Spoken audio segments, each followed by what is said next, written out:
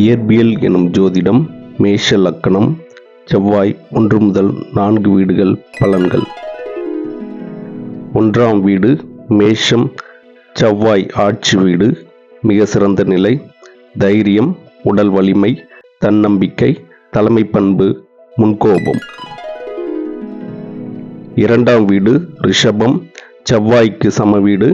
கூர்மையான பேச்சு, குடும்பத்தில் ஆதிக்கம், சொத்து சேர்க்கை, பேச்சால் சண்டை ஏற்படும்.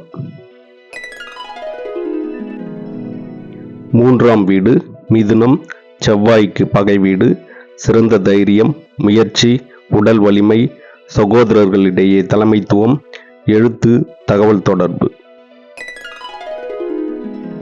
4ஆம் வீடு கடகம். செவ்வாய்க்கு நீச்ச வீடு.